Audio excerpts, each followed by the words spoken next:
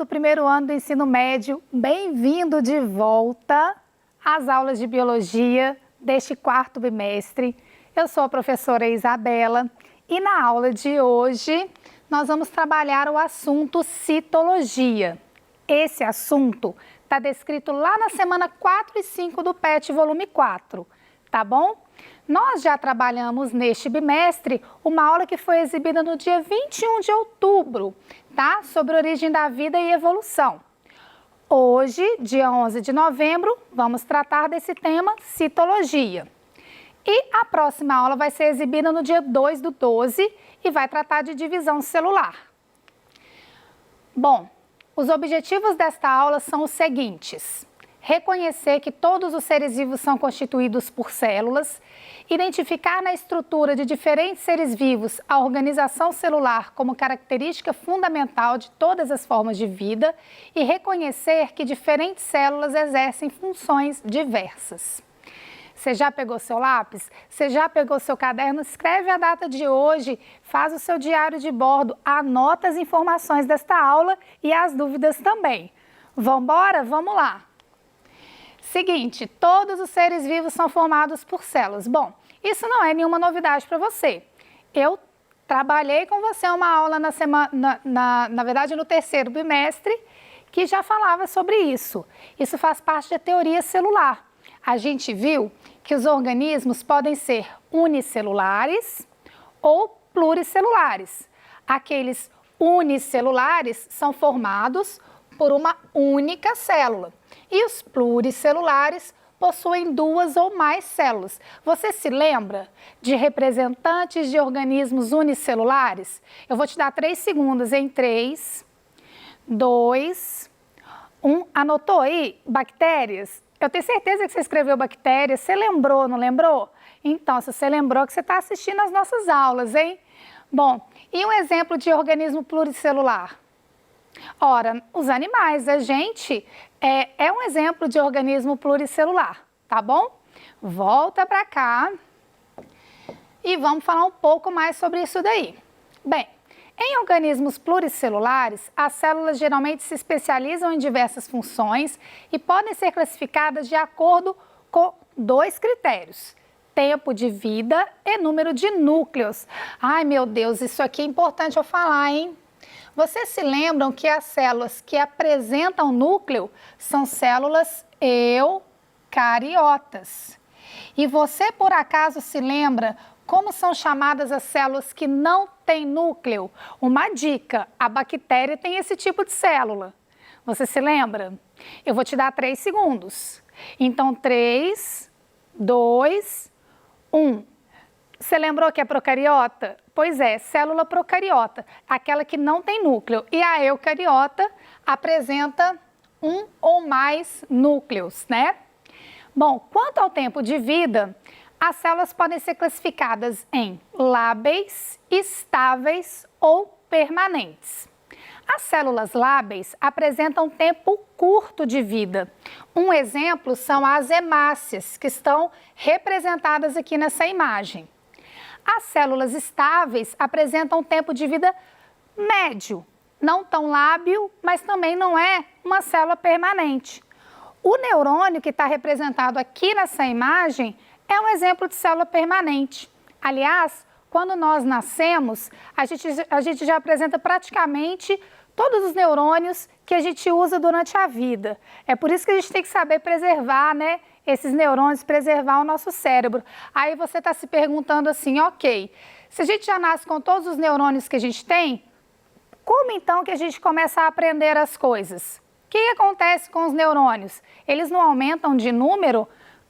Eles não aumentam de número. O que aumenta é a conexão entre essas células. E conforme as conexões aumentam, a gente vai adquirindo novas habilidades e tal. Aliás, isso me fez me lembrar de uma coisa. Uma habilidade importante é a habilidade de lembrar. Vamos agradecer a Carla que está aqui nos acompanhando hoje. Oi, Carla, bem-vinda à nossa aula.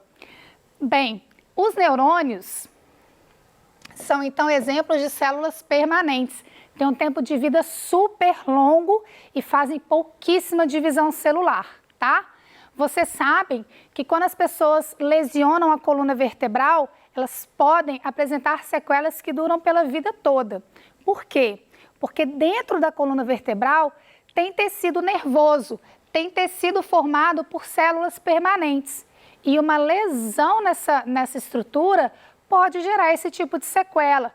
Perda, por exemplo, das capacidades de movimentação de membros inferiores e ou membros superiores. Aliás, os membros superiores, se a gente perde a movimentação deles por uma lesão, necessariamente os membros inferiores, essa sequela também atinge os membros inferiores também, tá bom?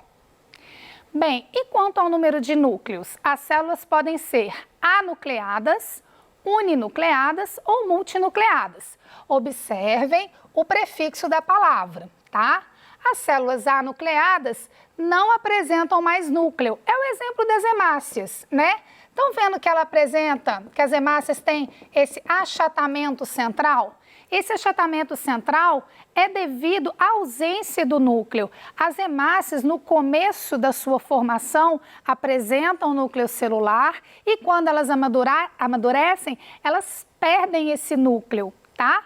E essa perda do núcleo pelas hemácias é importante porque aumenta a capacidade de transportar gás oxigênio através da nossa corrente sanguínea. Aliás, essa é a função das hemácias, né? Transporte de gás oxigênio através da corrente sanguínea. As células uninucleadas apresentam um único núcleo. Um exemplo aqui é a célula da musculatura lisa, que apresenta esse formato bem fusiforme, bem alongadinho, e lá no meio a gente vê o núcleo dessa célula. E as células multinucleadas apresentam, às vezes, vários núcleos, 2, 3, 4 núcleos, tá? E essa característica pode ser observada na musculatura estriada esquelética, aqueles músculos que ficam associados aos nossos ossos e que são responsáveis pelos nossos movimentos voluntários, ok? Bom, já relembramos a diferença entre célula procarionte e célula eucarionte. A célula procarionte não apresenta carioteca e o material genético fica dentro do citoplasma dessa célula, né? Além disso, a gente tem membrana, tem cápsula, tem parede celular, certo? E a célula eucarionte apresenta muitas outras estruturas além da própria carioteca. Então, eu estou delimitando aqui, estou mostrando para vocês, chamando atenção para essa carioteca, que é o envoltório do núcleo celular. E é lá dentro desse núcleo que a gente encontra o material genético, o DNA, que gera as nossas características, né? É importante a gente perceber, através dessas imagens, que a célula eucarionte é muito maior e mais complexa do que a célula procarionte, tá? Portanto, ela apresenta funções mais especializadas também. Em termos de fisiologia, em termos de funcionamento, a célula eucarionte também é muito mais completa. Bom, a gente tem também diferenças importantes para relembrar em relação à célula eucarionte animal e vegetal. Você se lembra lá da aula do PET 3, tá? Que a célula vegetal, por exemplo, apresenta parede celular. Essa parede celular está ausente na célula animal. Para que serve essa parede celular? Ajuda a sustentar essa célula, a proteger essa célula e a sustentar por resultado também o próprio corpo do vegetal, tá? Bom, o que mais que a gente visualiza na célula vegetal que não tem na célula animal? Vacúolo central, tá? Esse vacúolo geralmente é grande e ele serve para armazenar algumas substâncias. E uma outra coisa que a célula vegetal apresenta que está ausente na célula animal são organelas chamadas cloroplastos. Essas aqui coloridas de verde que a gente observa no slide. Os cloroplastos são fundamentais para a produção do alimento da planta, né? Por meio da fotossíntese. Bem, nas duas a gente visualiza o núcleo celular, afinal de contas, ambas são células eucariontes, ok? Ah, um detalhe, na célula animal também existem estruturas exclusivas, tá? Como centríolos, que auxiliam a separação do DNA durante o processo de divisão celular. Na próxima aula eu vou falar um pouco mais sobre a função dos centríolos, ok? Bom, o que fazem as diferentes organelas que ficam no citoplasma das nossas células? Ou seja, quais são essas funções e de que maneira que essas funções contribuem para a manutenção da vitalidade das células? Eu quero que vocês imaginem que uma célula é uma grande cidade, tá certo? O que tem numa cidade? A gente tem prefeitura, prefeito, um centro para gerar energia, por exemplo, aqui em Minas Gerais a gente tem a CEMIG, a gente tem centro de coleta de resíduos e tratamento desses resíduos, o que mais? Ruas e avenidas, pessoas, carros. E quando todas essas coisas da cidade funcionam juntas, a gente tem a cidade funcionando e dinamicamente ali acontecendo tudo ao mesmo tempo. Isso também acontece dentro de uma célula. Então eu quero que você tente visualizar a função de cada organela de maneira integrada com outra. Porque se a gente analisar de forma muito desconectada, vai virar uma decoreba, vai ficar chato de estudar biologia, tá? Então vamos tentar observar essas funções integradas e fazendo essa analogia, fazendo essa relação com as funções das coisas que a gente tem numa cidade, tá? Vem cá comigo. Vamos começar com a membrana plasmática, tá? O que é a membrana?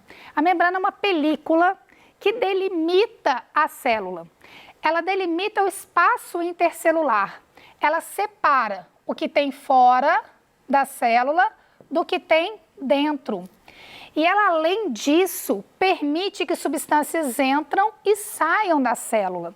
A membrana apresenta o que a gente chama de permeabilidade seletiva, tá? Então, por exemplo, se essa célula aqui precisar de oxigênio, a membrana é que vai permitir que esse oxigênio flua para dentro do citoplasma. Se essa célula precisar de glicose, que é nutriente importante para produzir energia, ela vai permitir que essa glicose entre através de um canal específico para dentro da célula. Agora, do que a membrana é formada? Se você puxar pela memória, a gente estudou em bioquímica alguns tipos de substâncias. Duas delas foram as proteínas e os fosfolipídios. Os fosfolipídios são moléculas que apresentam uma extremidade polar e uma extremidade e duas caudas que são apolares. A extremidade polar tem afinidade pela água, tá? Então, aquilo que é polar é que tem afinidade pela água. E as caudas apolares não gostam da água, são hidrofóbicas, tá? E vem cá, observem que a gente tem uma bicamada fosfolipídica nessa membrana. As extremidades polares estão voltados tanto para o meio externo quanto para o meio interno da célula. Por quê? Porque ambos são meios aquosos. Então, dentro da célula tem bastante água, fora da célula tem bastante água. E esse meio aquoso é que faz com que a membrana se organize dessa forma, tá? E as partes apolares ficam em contato umas com as outras, ali formando aquela bicamada fosfolipídica, tá? E a gente também tem proteínas. Essas proteínas desempenham funções diversas. Eu vou citar uma para vocês. Tá vendo aqui essa proteína que forma parecendo um canal, uma ponte, né? Esse canal, essas proteínas de canal permitem que substâncias entram e saiam da célula, tá? Ah, mais um detalhe sobre a estrutura da membrana. A gente diz que a membrana tem um modelo mosaico fluido, tá? Então ela não é estática, ela não é rígida, a membrana. Então as proteínas conseguem se deslocar de um lado para o outro no plano paralelo da membrana. E os fosfolipídios fazem isso também, tá? Agora eu vou te convidar para mergulhar no citoplasma, ok? Dentro do citoplasma da célula, a gente vê estruturas internas, que são as organelas. Elas são sustentadas pelo citoesqueleto. Existem organelas chamadas organelas membranosas, que têm estrutura parecida com a membrana plasmática, que eu acabei de falar.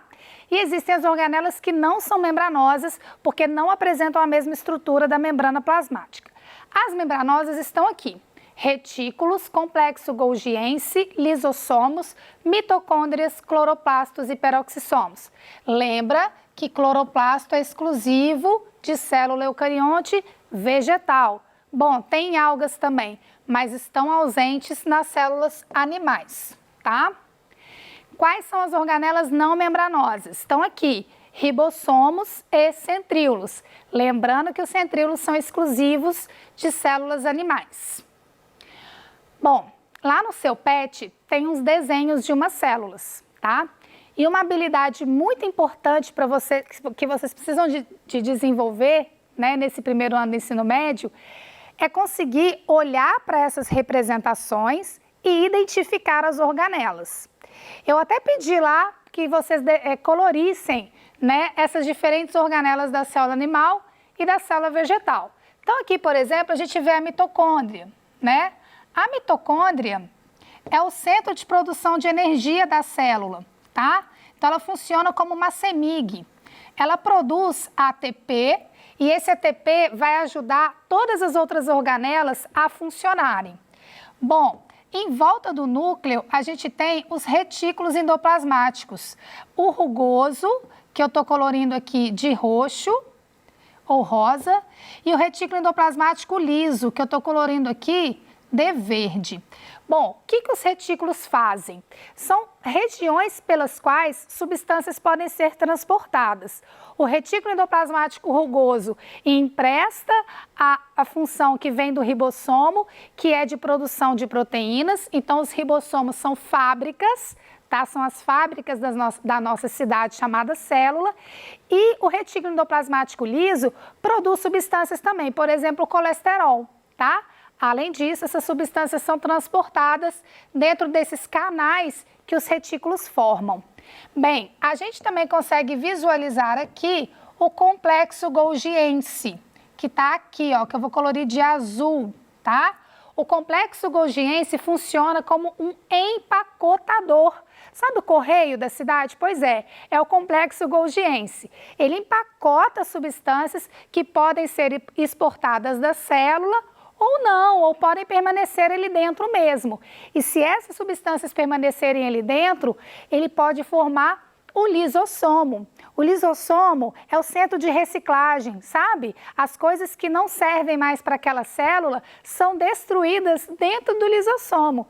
Olha só, a gente já aprendeu CEMIG, centro de reciclagem, a gente já aprendeu os correios, as ruas e as avenidas, as fábricas. E quem que comanda tudo isso? Adivinha? Adivinha quem que comanda? É o prefeito. Na cidade é o prefeito, né? E na célula, quem comanda tudo isso é o DNA. Tá? O DNA é que fala assim: ó, você vai produzir essa proteína aí, viu, ribossomo? O complexo de Golgi, empacota para mim essa proteína, mas não manda ela para exportação, não. Faz essa proteína ajudar a compor o lisossomo. Enfim, ele que comanda, ele que manda a função da célula acontecer ou não, tá bom? Bem, nos próximos slides tem assim, só estão descritas as funções que eu já falei para vocês, ok? E para a gente poder fechar, eu quero lançar um desafio. Quero que você desenhe uma célula vegetal, tá? Chamando a atenção para o fato de que tem que ter cloroplasto e vacúolo central nessa célula. Cloroplasto é aquela organela que realiza a fotossíntese. E o vacúolo central geralmente armazena água, pode armazenar amido também, que funciona como uma reserva de energia, tá? E o que a gente aprendeu na aula de hoje? A gente aprendeu sobre a estrutura e as funções das células.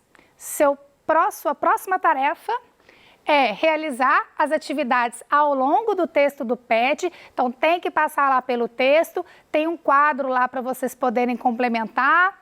E as questões 1 a 6 das semanas 4 e 5, não esquece de anotar as suas dúvidas, tá bom?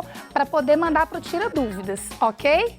E é isso, as referências, muito obrigada, até a próxima aula!